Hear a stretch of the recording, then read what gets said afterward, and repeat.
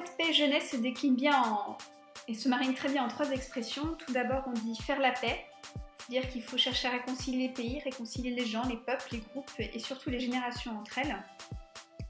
Et ce que j'aime bien dans cette expression, c'est avec le verbe faire, on a cette idée d'action, d'interaction, parce que finalement, voilà, pour moi, la paix n'est pas quelque chose de complètement d'acquis, et c'est tout à chacun de se bouger et de s'impliquer pour qu'elle continue d'exister et de perdurer dans le futur. Et pour moi, la jeunesse ne doit pas attendre la paix, elle doit aller la chercher, elle doit aller la créer, parce que finalement, la jeunesse est un des acteurs importants, si même le moteur de la construction de la paix. Aujourd'hui, si nos enfants, nos parents, nos femmes arrivent à circuler librement, sans aucune inquiétude, ici au Niger, c'est parce qu'il y a quelque chose de très précieux que les gens appellent la paix. Ensuite, comme deuxième expression, je vais prendre ficher la paix à la jeunesse.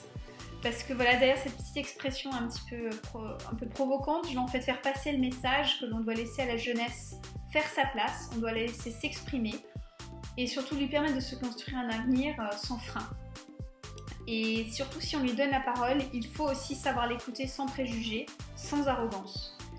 Et parce que finalement, la jeunesse a tout autant un rôle à jouer au service de l'avenir et il lui faut donner sa chance. Parce que finalement, voilà, elle a aussi des solutions à offrir.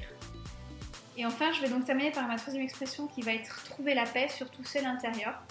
Et je pense que c'est le vœu le plus cher que l'on peut faire à la jeunesse de part et d'autre dans le monde, surtout en ces périodes complexes, difficiles et douloureuses pour certains. Parce que voilà, il faut que la jeunesse puisse se sentir bien, elle doit se sentir à l'aise. Elle doit être en accord avec son temps. Elle doit être surtout sereine pour aborder les défis du futur. Et elle doit trouver à la fois des forces intérieures et extérieures pour avancer, réussir aussi à se libérer de tout ce qui peut l'empêcher de se réaliser.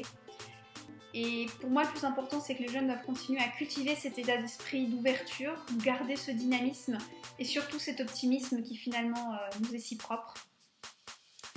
Et pour finir, je dirais qu'il n'y a pas de paix sans jeunesse et il n'y a ni de jeunesse sans paix. Car finalement, les deux ne peuvent pas exister l'une sans l'autre.